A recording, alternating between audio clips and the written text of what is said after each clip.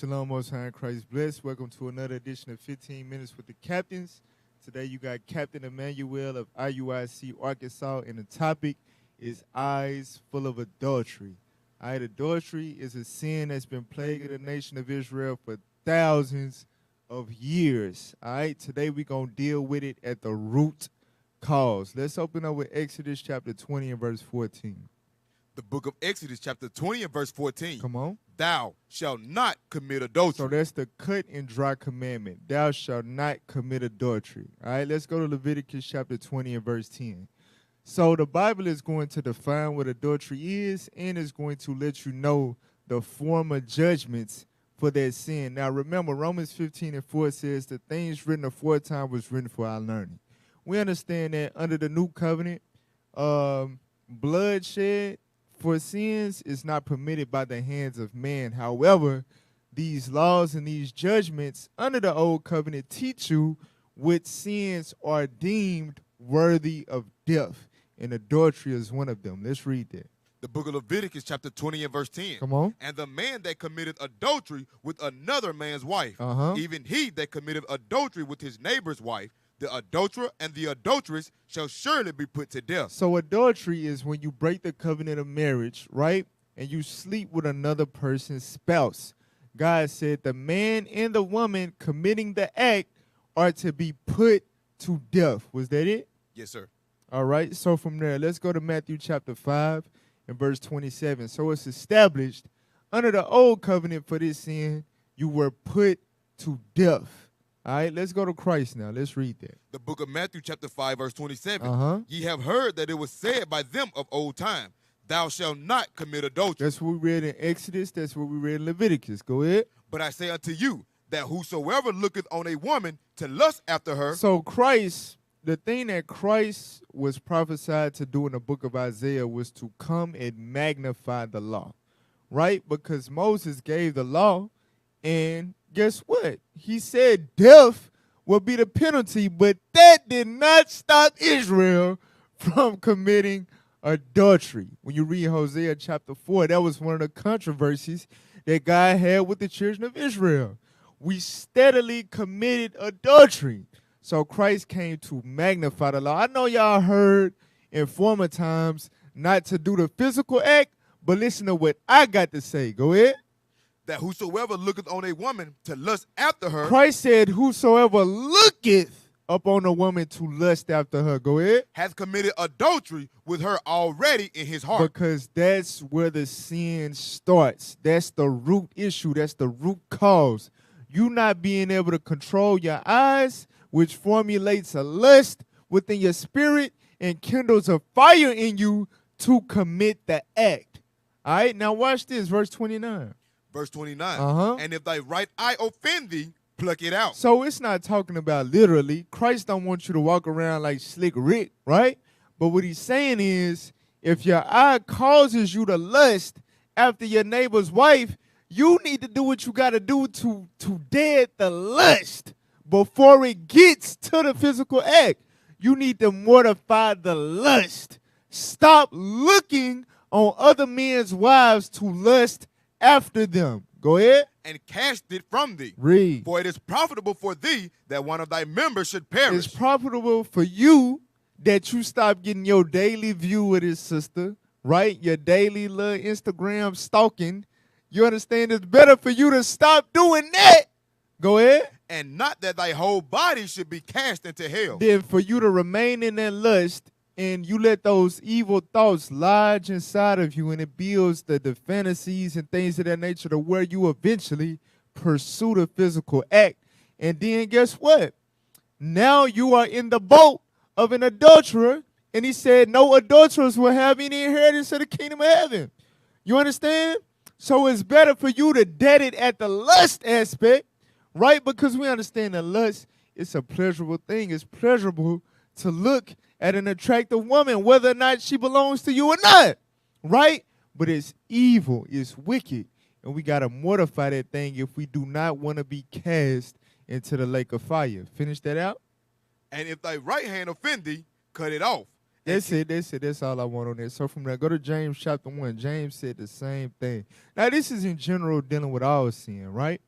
But of course, the topic is eyes full of adultery. Check this out. The book of James, chapter 1, verse 14. Go ahead. But every man is tempted when he is drawn away of his own lust. Right. So God doesn't put it in your spirit to desire another person's wife, to desire another person's husband. God does not put that into your spirit.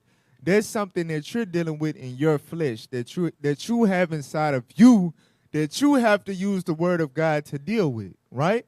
You are enticed by your own lust. Go ahead. And enticed. Then when lust had conceived. When lust have conceived, right? But that means it gives birth to something in your spirit that doesn't belong there. Lust conceives and does what? It bringeth forth sin. It brings forth sin. That's why Christ said what he said. You need to cut it off at looking. You understand? Because looking, that visual will turn into physical. You understand? It's going to bring forth the physical act eventually. Or at least you attempting to do it. Go ahead. And sin, when it is finished. Once you get that in you, you know what? The N word. Go ahead. Bring it forth death. It brings forth death. The wages of sin is death. Now, that goes on many different levels, but in general, we understand that can cost you the kingdom of heaven, right? But even the consequences that you deal with after committing that act, adultery destroys lives. Adultery destroys marriages. Adultery destroys families. You understand? It is not worth it. It is not worth it. If God gave you your portion, you need to rest content. Do not look on other people's possessions in terms of spouses to desire them because it will lead to death. Understand that. From there, let's go to Sirach chapter 9, verse 8. Sirach chapter 9, verse 8. The book of Sirach chapter 9, verse 8. Come on. Turn away thine eye from a beautiful woman. So, unfortunately, brothers and sisters, especially for you brothers, right? Unfortunately, God made other women beautiful besides your wife. It is what it is. It's going to be other women that you're attracted to, right? But he gives you advice. Turn away your eye from her. You understand? It shouldn't be offensive to her, right? Y'all still brother and sister. Y'all still, can coexist. But a part of you looking out for your soul and working out your salvation, you can't look at her like that. You understand? You got to turn away your eye, right? That's what sisters in the body. That's what sisters at the grocery store, sisters at the gym, right? Turn away your eye from a beautiful woman. And not only that, but social media as well. Go ahead. And look not upon another's beauty. For many have been deceived by the beauty of a woman. Right. The beauty of a woman will deceive you to the point to where you think that she's sending signals at you to make your move. You understand? You start to think that it's worth it. You start to think that, that's my rib. That's the one that God designed to be with me. We just, I don't know. It was a miscommunication in the terms of who got married first and all of that. But really, we belong together. That's what the beauty of a woman would do to your mind. You understand? If you get to looking too much, that's where it would take you. Remember, it said a heart is deceitful above all things. Your mind will feed you these fantasies. Go ahead. For herewith love is kindled as a fire. That love right there is talking about intense lust, right? Because it's like a bonding type of thing that you feel like you want to be with that person. You want to spend time with that person. You want to develop something with that person beyond just the looking. You understand? So it's an intense lust that is, some people get deceived in their mind to think that it's love. And it's kindled as a fire, meaning when it gets to that level, you will not stop until you quench that lust. You understand? You will not stop until you quench it. That's why hey, turn away your eye, bruh.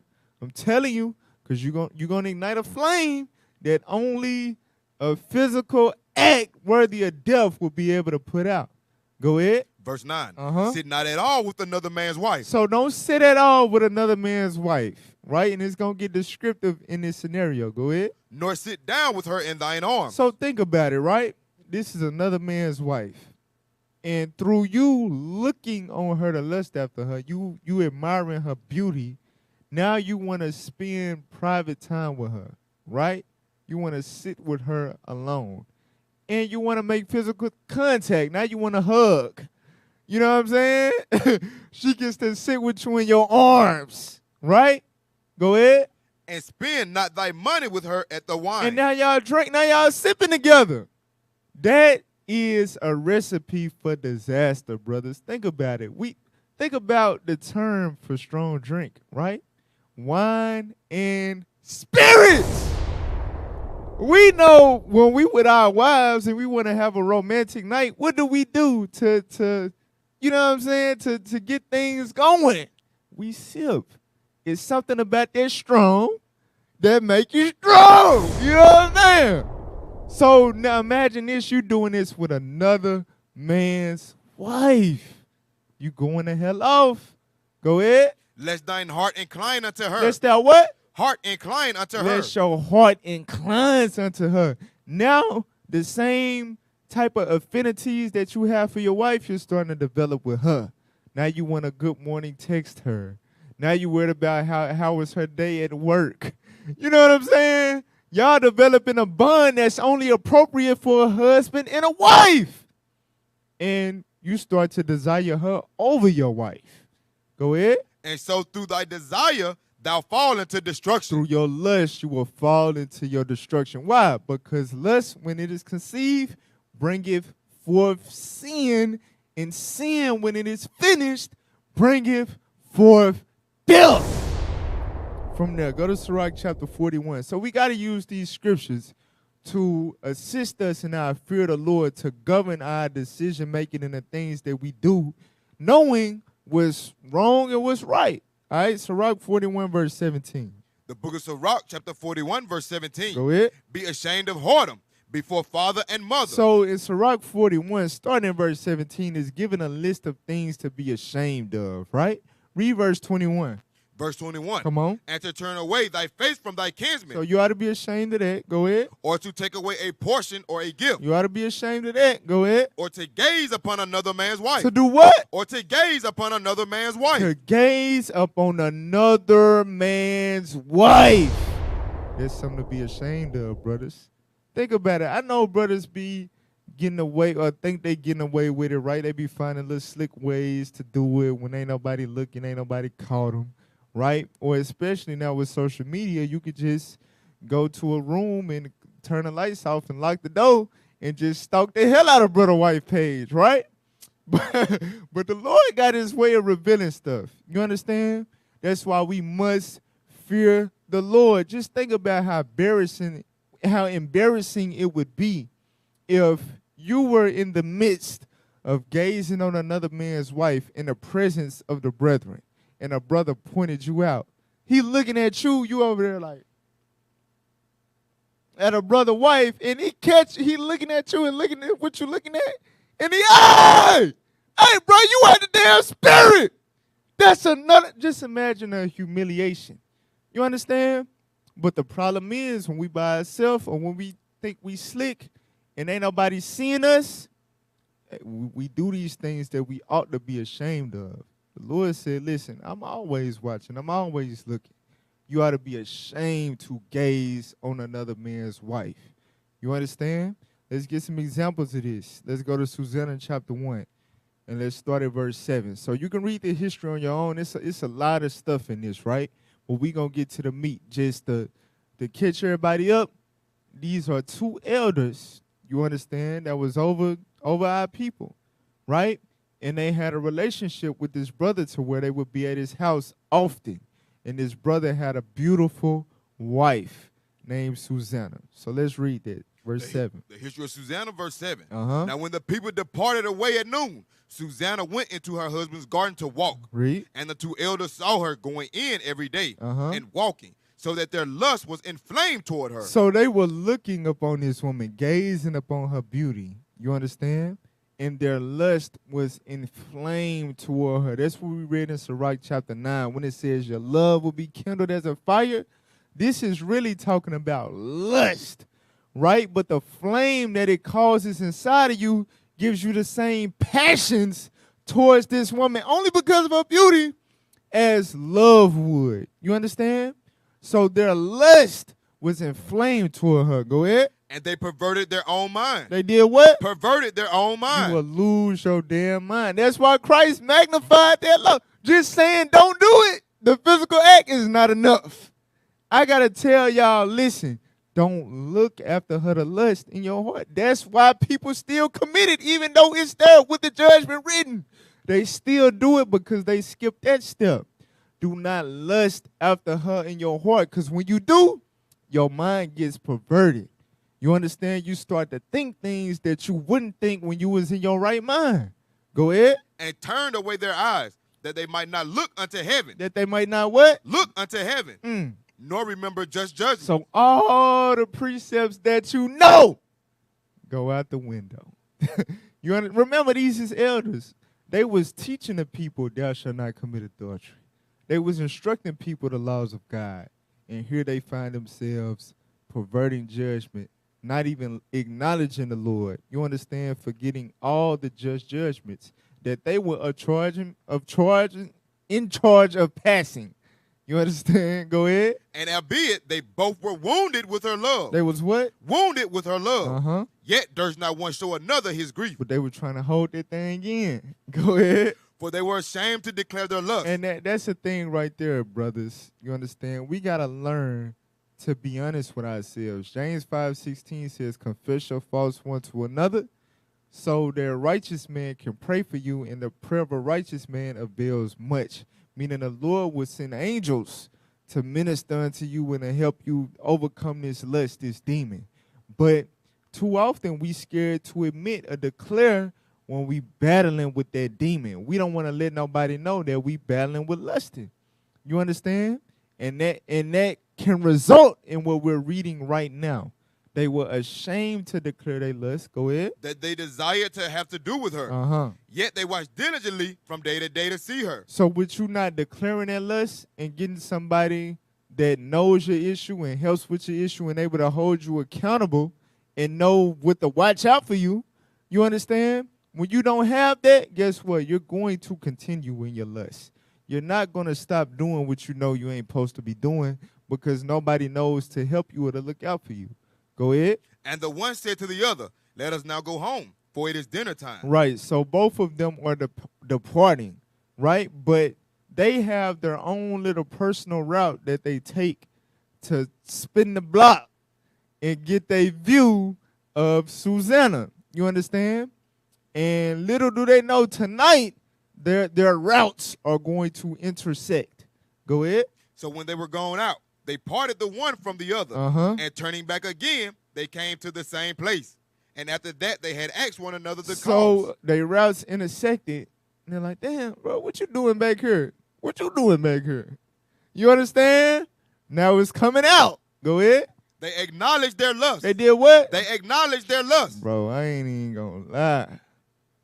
I'm trying to see that ass. Bro, I thought it was just me. Mind you, these elders, they supposed to be like, nah, bro, this wrong. We tripping. You know what I'm saying? But no, they acknowledge this how far their mind had gone just from looking on her to lust after her. This how far their minds have went to where now they conspiring together to fulfill their lust together. Watch this, read on. Then appointed they a time both together, when they might find her alone. So they plotted to gang this woman, this sister, right? And they had a relationship with her husband. Her husband trusted them to allow them at his house every day when he was busy. You understand?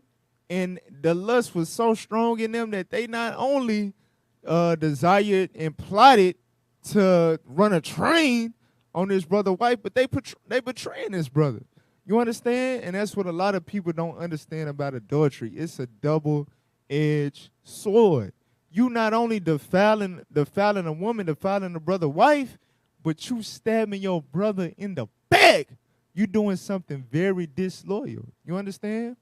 That's why that sin is worthy of death. Let's get 2 Samuel chapter 11. in verse 1. Another example. You read the rest of that history on your own. All praise to the Most High. He raised up the spirit of young Daniel to expose them. And Sis Susanna didn't go through what they conspired to do to her. And them brothers ended up getting put to death. All right, read what you got. The book of 2 Samuel, chapter 11, verse 1. Go ahead. And it came to pass after the year was expired, at the time when kings go forth to battle, that David sent Joab and his servants with him and all Israel. And they destroyed the children of Ammon and besieged Rabbah. But David tarried still at Jerusalem. So we know King David was a warrior, right? A mighty man that fought many battles. But this time he sent this man out and he fell back. Go ahead. And it came to pass in an eventide that David arose from off his bed and walked upon the roof of the king's house. And from the roof he saw a woman washing herself. And the woman was very beautiful to look upon. To do what? She was very beautiful to look upon. She was very beautiful to look upon, right? Now, for time's sake, we can't read all the history, right? But the point is, this ended up being the wife of one of David's soldiers that put his life on the line for David. You understand? Uriah the Hittite. This brother took Uriah, and they acknowledged, hey, this your brother's wife. David said, I don't care, bring her to me.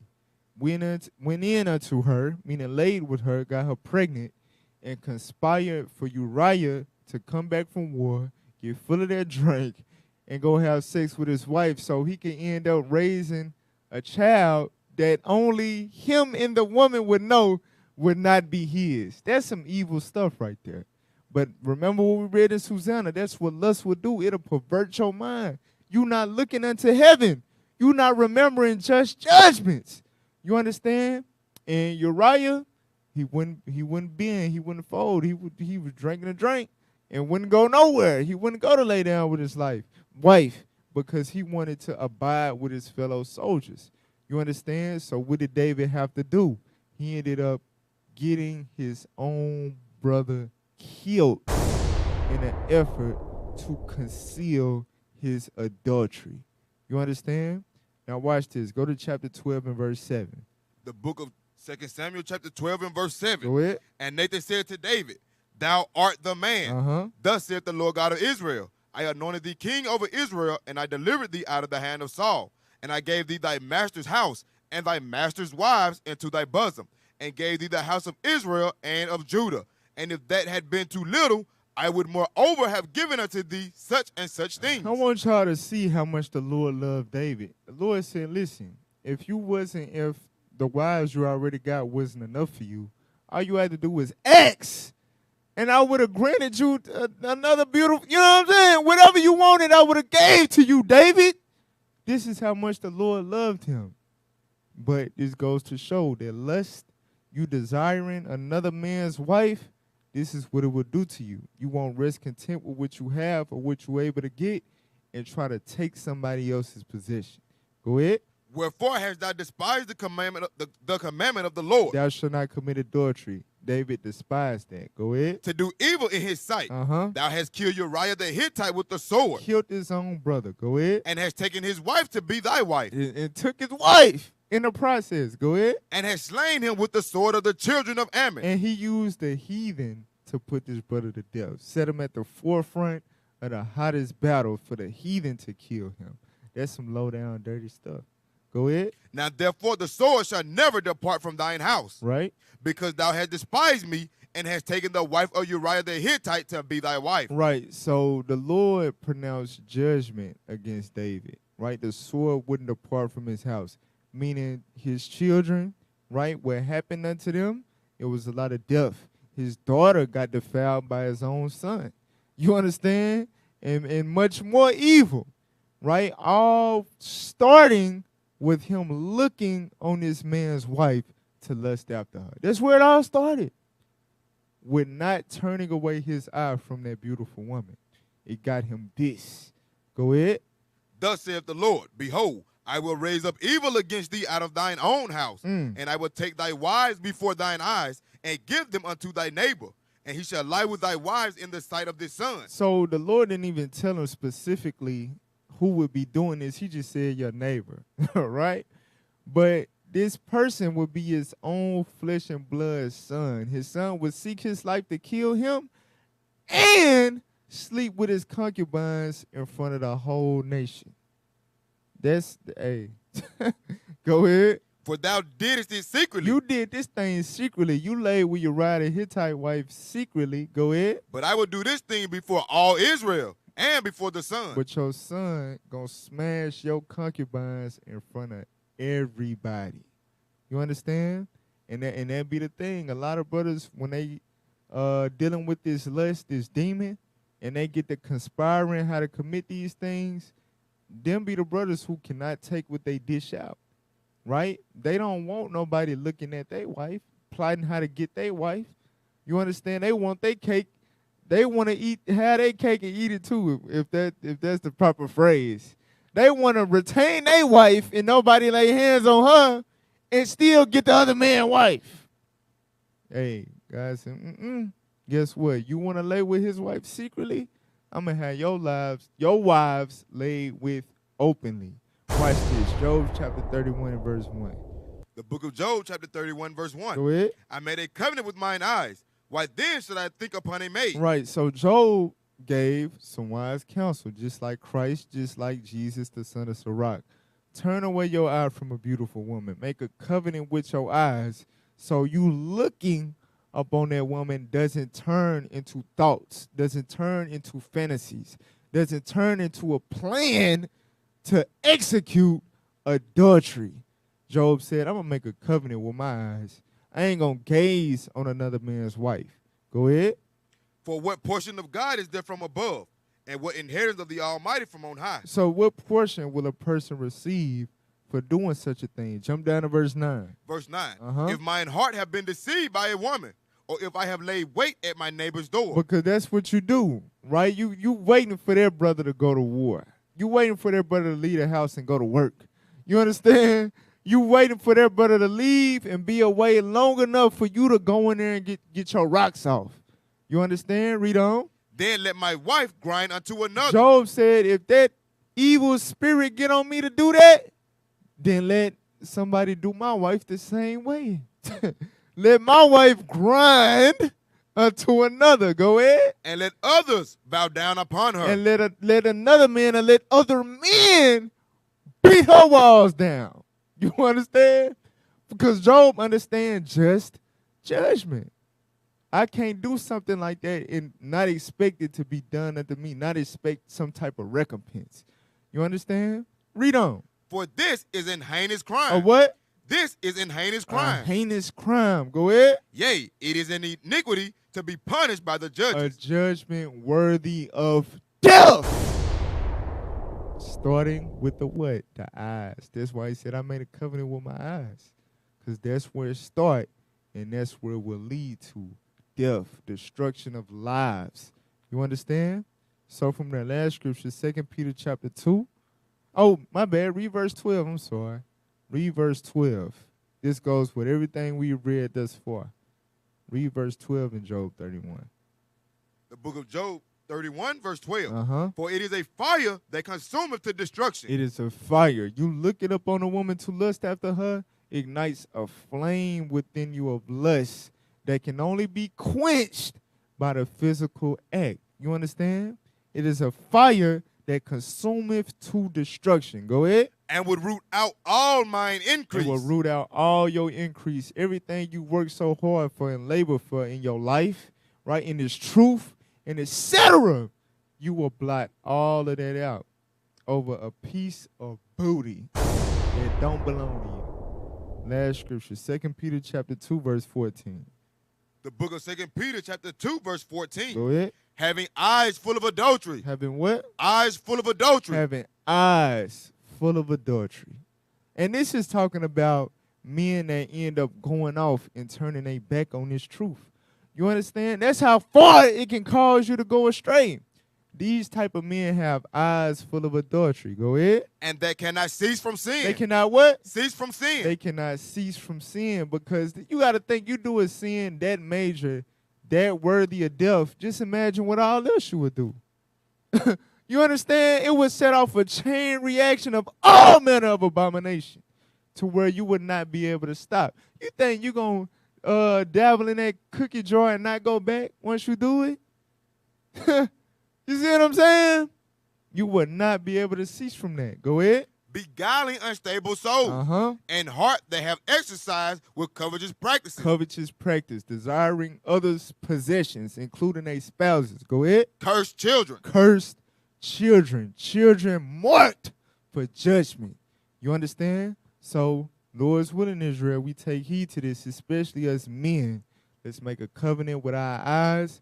Let's not look upon other men's wives to lust after them, because it would continue to lead us to this sin that plagues us to this day and root out all of our increase. Brothers, let's tighten up. Let's apply these scriptures. Lord's willing, y'all got some out of that. Shalom, Most High, and Christ bless. What is a nation?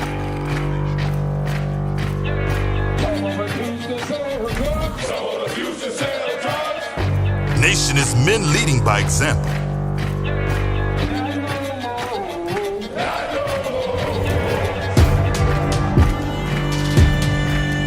Nation is family.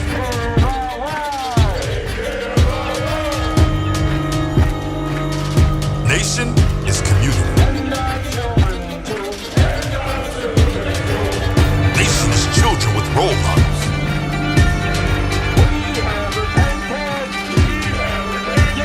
Nation is unity.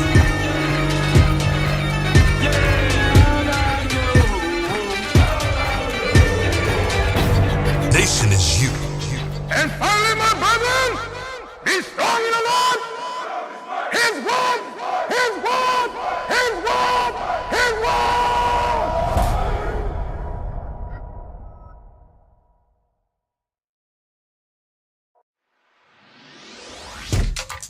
Shalom, Israel. This is Bishop Nathaniel. I want you to know that you can view all our Sabbath classes live on IUIC TV. That's right, I said on IUIC TV. Download the app today.